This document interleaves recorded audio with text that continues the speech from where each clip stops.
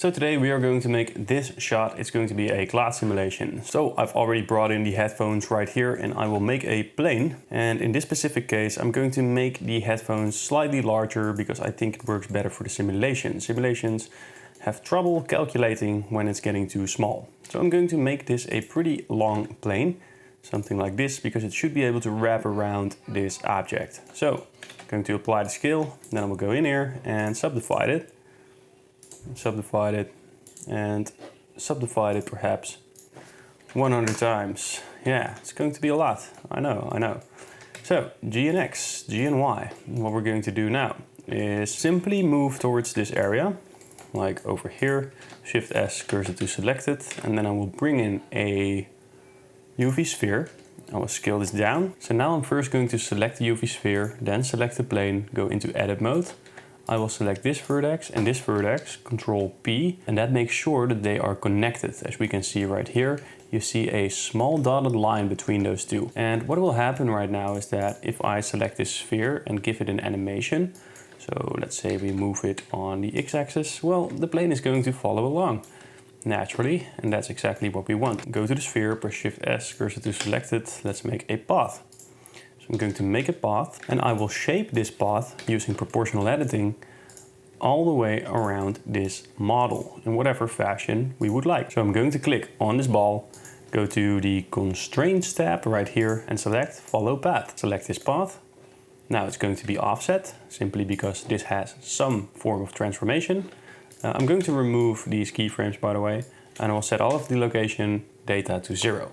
And now it should be on the path. And if we move this ball, it should be moving on the path. Very good. Then we have our cloth here and we're going to add some physics to it. So let's click on the physics tab, type cloth, and right now it has a cloth simulation. And what we want to do is go into the UV sphere, go to the constraints. Let's start from here, press I, and maybe to frame 100 or something. We are just going to move it on this path. Press I and make it linear, T, linear. And now our ball is moving, but the plane is falling down and it's not moving with the ball, even though we parented it together.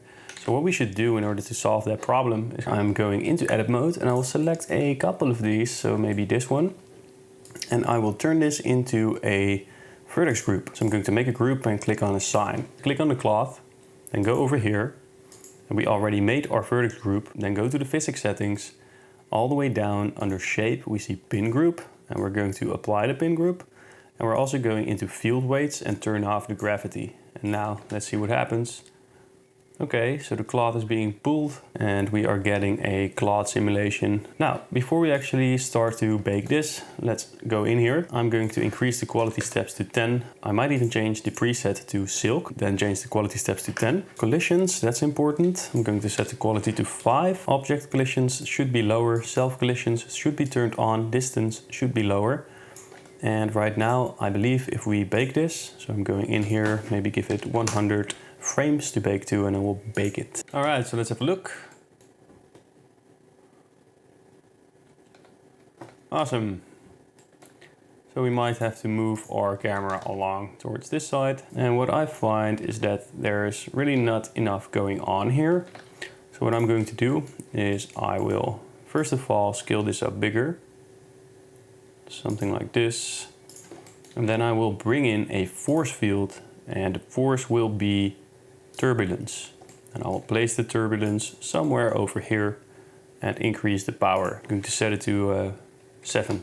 Delete the bake and let's rebake. Let's click on play. Let's see what it does for us.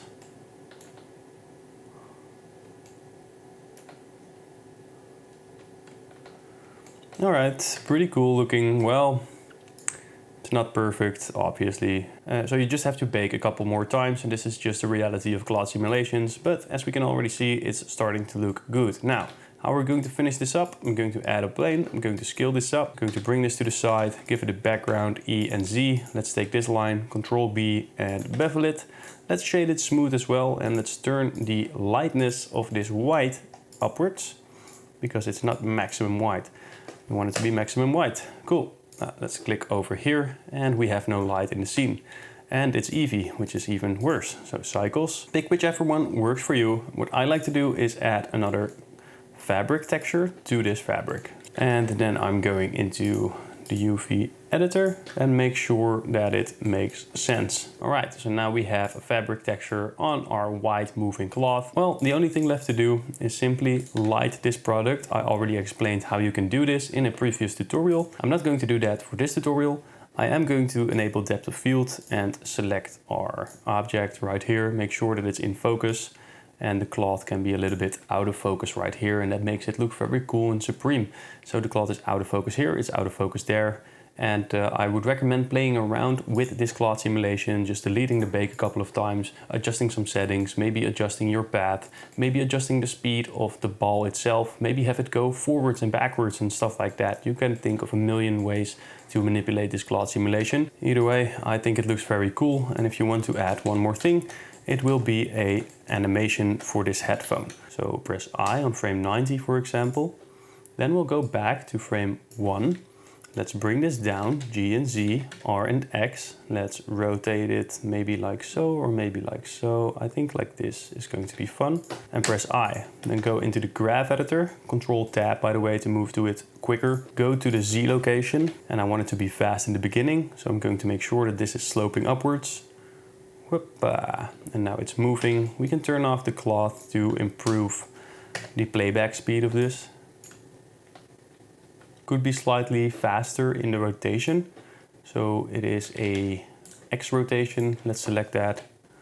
And I'm also going to make sure it's fast in the beginning. Yeah, there you go. And that's it for this tutorial. I hope you had a good time and that you learned something new. If you did, click on subscribe. I also recommend checking out the Fiverr video where I made a couple of animations for these headphones, as well as the other two people who made animations for this. So if you want to be inspired, check that out. Or if you want to watch the next animation, I highly recommend clicking on this video next.